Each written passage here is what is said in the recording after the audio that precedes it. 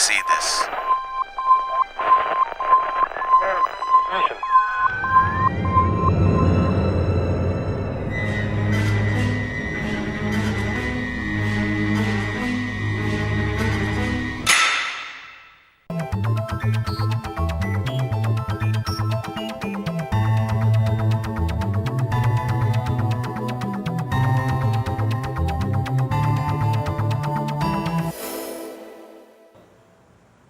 O programa Destaque da FGF-TV, o seu canal universitário de Fortaleza, está recebendo aqui nos estúdios do Dr. Manuelito Eduardo Campos, com muito prazer, a Geisa Albuquerque Silva.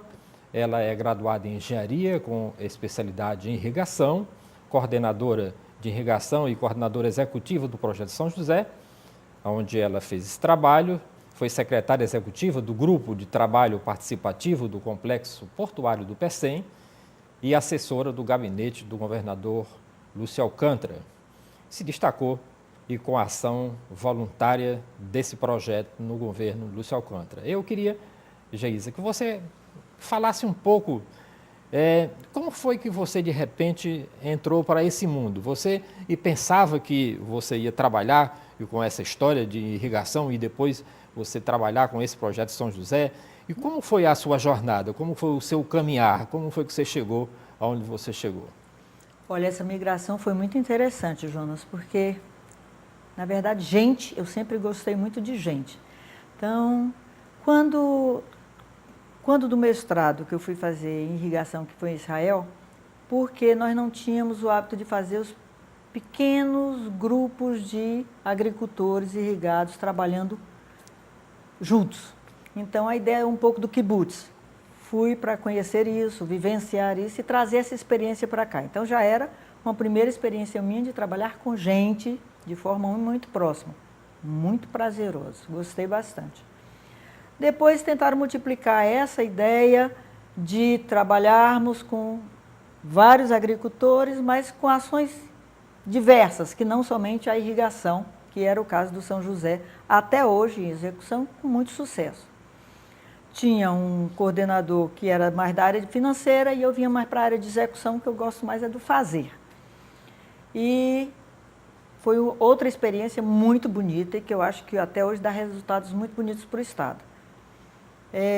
Após isso, eu fui para o Porto do PECEM, que foi o projeto de implantação, na época, uma paixão muito grande do senador, que eu acho que fez muito pelo Estado. Era a paixão do secretário Maia Júnior, e fui para lá para trabalhar essa relação das pessoas com a obra. Na verdade, a minha função não era mais a execução da obra, mas a relação, pessoas e obra. Então, missões que iam visitar a parte da obra, a comunidade em si, que era o nosso foco maior de ação. Então, nós tínhamos reuniões mensais com toda aquela comunidade para explicar o que estava acontecendo, como ia acontecer a obra. Então, foi uma participação muito grande da comunidade dentro de todo o processo de execução do complexo portuário. Explicava-se cada etapa antes dela ter início, como ela ia se processar, sob a coordenação do secretário Maia Júnior, e eu ficava na secretaria executiva lá na área.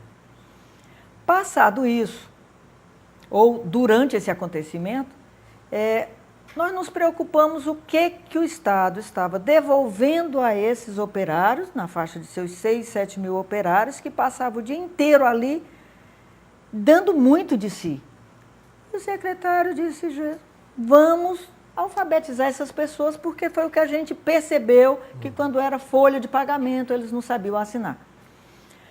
Fizemos, então, uma parceria com a Andrade Gutierrez, que era a empresa da época. Ela cedeu a parte onde era feita a refeição, porque já tinha a estrutura toda montada. Os próprios engenheiros da obra entraram como voluntários e nós passamos a 1 hora após o almoço. Eles tinham aquela hora remunerada, mas ficavam aprendendo a ler e a escrever. O resultado foi muito, muito, muito gostoso, porque a felicidade deles de saírem da cegueira absoluta, do desconhecer a leitura. E a dona Beatriz Alcântara, então, a meta dela, muito ligada a letras, né? Membro de diversas academias, Então, ela tinha o propósito de alfabetizar pessoas de bairros mais carentes, que não tinham oportunidade de sair dos seus bairros para se alfabetizarem e que já estavam fora da idade de alfabetização. Me convidou para trabalhar com ela e, então, juntas nós fomos desenvolver esse projeto que eu acho que foi a minha maior escola de vida, né? Ao longo dos 4 anos de governo do Dr. Lúcio Alcântara, sob a coordenação dela, foram alfabetizados mais de 5.000 pessoas nos diversos bairros. Bom Jardim, Conjunto Palmeiras e a área do Morro de Santa Terezinha. Esse programa não foi estendido para o interior? No primeiro momento, nós nos preocupamos com esses 3 bairros, até porque, como eu estava comentando anteriormente na universidade, você primeiro tem que ajustar o projeto piloto. Então, nós ajustamos o projeto piloto nesses 3 bairros. Depois ele foi para Sobral, depois ele foi para Canindé, depois foi para, na verdade, outros 2 municípios que eu não tenho muito de memória agora. Mas o resultado maior, prático, a resposta melhor, foi em Fortaleza. Por quê? Porque o trabalho com voluntário, ele precisa de uma ação dessa gestão diuturna. E nós estávamos mais focados aqui em Fortaleza. Então, a motivação do voluntário, um acompanhamento, a presença da gestão, que diariamente a dona Beatriz saía de sala em sala, em bairro, conversando com o voluntário, conversando com o aluno, sentindo a dificuldade do aluno, motivando esse aluno. Esse em trabalho voluntário é muito importante, porque é a motivação dele. Muitos dos funcionários têm como motivação o salário. O voluntário não tem essa motivação, a motivação dele é o resultado. E isso eu acho que foi o grande diferencial do projeto em questão. E cada vez que uma daquelas senhoras adultas ou daqueles operários adultos que não tinham a menor oportunidade de ter acesso à letra e à escrita, e a felicidade com que eles descobriam que ele lia a placa do ônibus, de que ele conseguia achar a rua dele, de que ele conseguia descobrir o que ele queria comprar ou de que forma, com independência, era uma resposta para a gente maior do que qualquer salário. Realmente, e eu acho que essa é a motivação do voluntariado. Eu acho que a proposta da universidade de entrar nessa área é uma experiência que vai ser muito rica para todos e eu parabenizo aqui essa motivação. Pois é, eu queria que você agora falasse, você falou um pouco do passado, você falasse agora um pouco do presente. Como é que você está pensando em organizar essa nova ação de voluntariado aqui na FGF? Olha, eu acho que a FGF está partindo aí à frente de um bocado de gente, né? Porque eu acho que tem uma linguagem que a dona Beatriz usa muito especial, que ela diz que todo mundo está subindo as suas muralhas para se defender das dificuldades hoje de segurança. Que ela acha que esse é um processo errado, que você tem que baixar a muralha e se comunicar com o que está do outro lado. Eu acho que a universidade está fazendo isso e se antecipando a muitos. E esse negócio de muro é uma coisa do passado, né? Claro. Passado das cidades que se cercavam, né, do hoje muro. Hoje até quem aprendeu está fazendo as grades bonitinhas, com plantas, com coisas, né, mais hoje humanas, mais gostosas. Estão se tornando cada vez mais humanas. Eu queria saber o seguinte, por exemplo, como é que eu posso interessar a juventude a ser um voluntário, né? Porque a gente vê isso em vários países do mundo, né? Voluntariado é uma coisa lindíssima. Esses profissionais e que são voluntários, quando eles chegam na vida prática, eles têm uma experiência fantástica, né, em relação... Muito rica. Muito rica, né? Como é que nós podemos fazer e para a gente convencer as pessoas que estão entrando no mercado de trabalho hoje, global e plano, que a diferença é o voluntariado? Jonas, eu acho que isso não é questão de convencimento. Você traz essa semente dentro de você. É um chamamento que a pessoa sente. Por exemplo, algo que é gostoso nesse processo é que nós estamos começando esse processo porque uma pessoa da universidade foi voluntária no projeto da ação voluntária, que foi esse projeto coordenado pela dona Beatriz, sentiu essa experiência muito forte nela e achou que poderia replicar uma experiência similar usando a universidade como um banco de dados, né? E eu acho que isso é a resposta. Você, na hora que você se envolve, que você se apaixona, que você entra de coração, peito, mente, você não mede limites, você quer sempre dar mais. Isso, às vezes, é o perigoso, porque na lei do voluntário você tem 1 hora limite para dar por semana, você tem uma capacidade, uma carga horária e tudo mais. Mas as pessoas, às vezes, sentem necessidade de se dar muito mais. Nós somos tão ricos de ganhos da vida, e ele sente essa necessidade de dividir depois com os demais. A carga horária, a gente sabe que por lei são 8 horas semanais, né? E você sente esse chamamento, você tem aqui na universidade, você tem na universidade, que é o caso de vocês, você tem na universidade um número muito grande de alunos que vão se formar, que necessitam ou que deveriam sentir essa necessidade de ter uma interface com o mundo lá fora, de exercitar essa sua habilidade, de vivenciar e se sentir até mais cidadão. E esse mundo é que pode ser explorado e que eu não tenho a certeza de que vocês não vão ter dificuldade. De ter essas pessoas que se disponham a dividir tudo que eles recebem nesse campus belíssimo, que eu fiquei muito encantado com esse campus de vocês, e dividir isso com as pessoas que estão lá fora, num bairro próximo à universidade, onde tem um alto índice de pobreza, né, que não vão precisar se deslocar tanto, porque, pelo que eu entendo, o campus vai abrir esse mundo tecnológico que existe aqui dentro para receber essa população carente de oportunidades, porque eu acho que essa história de carência, essa carência de oportunidades, para adentrar os muros da universidade, vivenciar esse potencial que vocês têm de tecnologia, espaço, mangueiras belíssimas, né?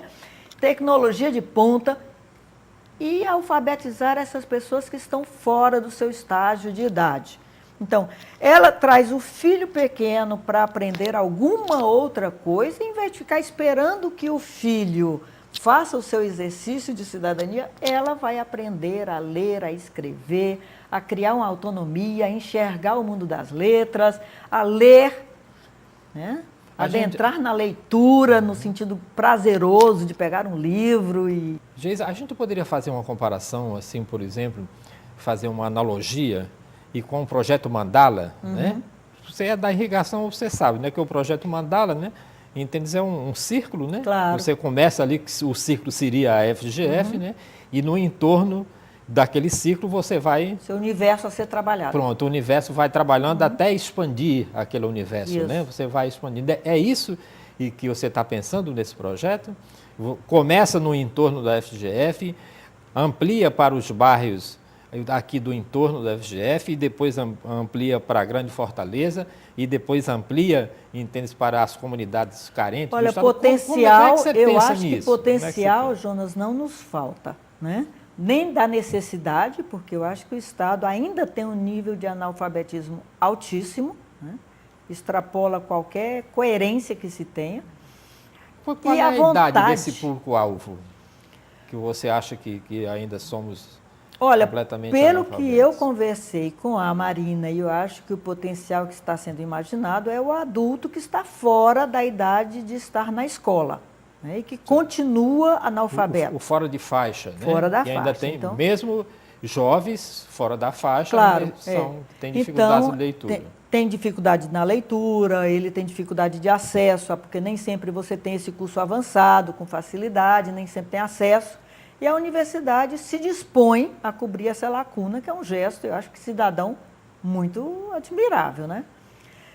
Usaria-se, então, o universitário para ser o professor leigo, porque não necessariamente ele será da área de educacional e pedagogia, que eu digo, e ele iria alfabetizar com o preparo necessário que ele terá, de alguém que irá orientá-lo numa metodologia do que informar, de como informar, em que o processo todo de como repassar isso, nós fizemos e tivemos sucesso, tenho certeza vocês terão mais ainda. Eu queria saber como era esse processo, eu queria saber um pouco mais como era que as pessoas... Esse professor leigo, ele tem que passar por um processo de capacitação exaustivo, Primeiro, ele tem que se determinar de que quer fazer isso, porque a gente só faz bem o que a gente faz por paixão. Então, ele tem que vir para a sala de aula por paixão, ele tem que querer dividir esse conhecimento dele com as demais pessoas.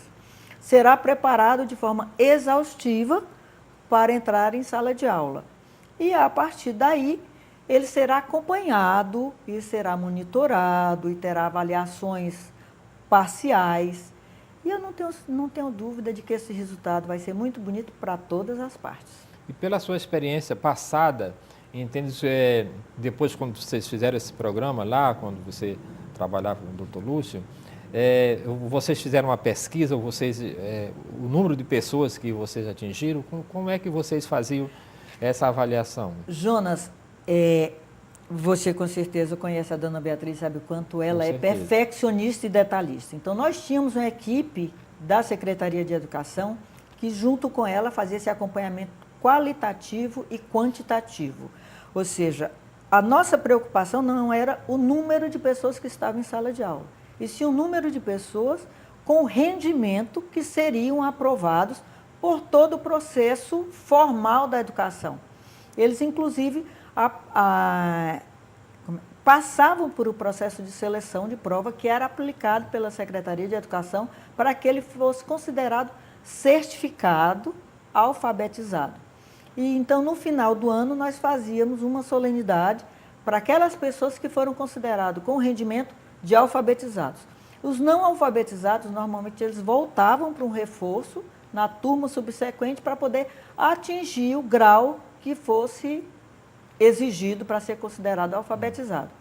O número que se atingiu ao longo dos 4 anos excede as 5.000 pessoas. Então, é realmente um resultado fantástico. E para vocês, como agora, é que vocês sentiram? Agora, de uma determinação dela... Como é que você sentiu, por exemplo, o resultado na cara das pessoas? Porque é muito bom a gente participar de um projeto e, de repente, quando você vê o resultado, você vê aquela alegria, né? Como é e que vocês, educadores, com vocês que eram os coordenadores do projeto, como é que vocês sentiu a felicidade dessas pessoas no retorno para vocês? Essa era a maior felicidade dela, que nunca foi uma pessoa de estar em gabinete. Ela sempre estava na sala de aula, rodando, quando eu digo ela, dona Beatriz, porque era quem estava à frente. A alegria que ela voltava, porque um gritava de felicidade quando conseguiu ler a placa do ônibus, o outro porque ela conseguiu executar uma receita em geral, pessoas que trabalhavam como domésticas e que não conseguiam executar uma receita, o outro que não conseguia anotar um recado que atendia no telefone. Então, as situações as mais diversas que traziam paixões.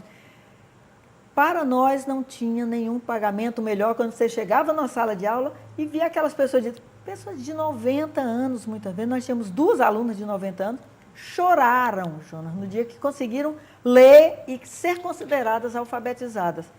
Eu acho que isso são coisas que não têm preço. Pois é, aí tem essa outra história, né? Mastercard, não tem preço. Quer dizer que velhinhos igual a mim e pode também participar desse projeto? Existia uma aluna nossa que ela tinha mais de 70 anos e ela dizia: eu vou ser doutora, só morro feliz quando for doutora. Terminamos o processo, ela passou 2 anos pelo menos conosco, saiu para ir ao ensino formal, porque ela já tinha conhecimento então para entrar no ensino avançado, fazer um supletivo, coisas assim que você vai conseguindo. Eu espero que ela tenha conseguido o sucesso dela, não de ser doutora, mas de terminar os dias dela num grau diferenciado de um carimbo de analfabetismo, né? Eu acho que isso daí, empregos, pessoas... Esse projeto foi abortado pelo governo seguinte ou esse projeto continua no Estado? Que eu conheça, não. Eu acho que ele terminou com o governo Lúcio Alcântara. Eu desconheço que ele tenha tido continuidade. Embora que tenha outros projetos. Acredito, né, que tem outras iniciativas. Mas não acredito que seja voltada para a alfabetização. E como é que vive, por exemplo, como é uma pessoa hoje completamente analfabeta que... com esse mundo de comunicação generalizada, diante da TV... Eles se consideram cegos. Eles se consideram cegos. A definição deles, eu era cego até hoje. Era uma definição muito forte para a gente, mas era real. E o prazer hoje é você circular e encontrar pessoas como a Marina, como procuradoras, como juízas, que dizem: eu fui voluntária do programa e, para mim, foi a fase mais bonita da minha vida. Eu acho que isso é um depoimento que não dá para você relegar a segundo plano. É realmente, verifica-se que o caminho foi certo, que a proposta foi acertada e que os resultados realmente foram dentro do que se esperava. Para a gente chamar cada vez mais voluntários, né, tecnicamente o voluntário tem que dar quantas horas por semana? Como é que funciona? Que horas? Jonas, isso é muito variável. Nós tínhamos voluntário que dizia, eu consigo trabalhar somente 2 noites por semana. Sim. Outro dizia, eu só consigo trabalhar aos sábados. Outro dizia, eu tenho todas as minhas noites livres. Então, nós tínhamos salas que funcionavam somente aos sábados, salas que funcionavam 2 dias por semana, salas que funcionavam 4, 5 dias por semana, contanto que não extrapolasse as 8 horas semanais de atividade. Procurávamos alocar o voluntário no bairro mais próximo possível de onde ele morasse e o mais importante, nós deslocávamos o aluno o menos possível. Ele já tinha tido um dia de trabalho muito pesado, nem sempre ele no início está motivado, porque ele está desacreditado. Foram dadas muitas oportunidades e muitas vezes essas oportunidades não chegaram a serem de sucesso. Então, às vezes, ele não está tão... Depois ele se entusiasma e é mais entusiasmado até do que o voluntário, mas no começo ele é resistente. Então, tentamos deslocar ele o menos possível. Procurávamos que ele tivesse um ambiente muito agradável, coisa que não vai faltar aqui, essas mangueiras e esse espaço belíssimo da universidade. E eu acho que isso tem todos os temperos para ser um resultado maravilhoso. Eu não tenho dúvida, vocês vão ter um sucesso danado. Olha, infelizmente nosso tempo está chegando ao fim do nosso bate-papo e você tem 1 minuto para suas considerações finais aqui no programa Destaque. Eu queria parabenizar a universidade por essa decisão tão generosa, tão cidadã e tão atual de tirar as pessoas da cegueira do analfabetismo. Eu acho que o resultado vai ser gratificante para todos os envolvidos no processo e eu me coloco à disposição e tenho certeza que Dona Beatriz, de onde estiver, vai estar dando a bênção dela para vocês. Ok, agradeço muitíssimo a sua presença aqui. Hoje o programa Destaque conversou com a Geisa Albuquerque Silva e o programa Destaque volta na próxima semana com outra personalidade em destaque aqui pela FGF TV, o seu canal universitário de Fortaleza. Muitíssimo obrigado pela sua audiência.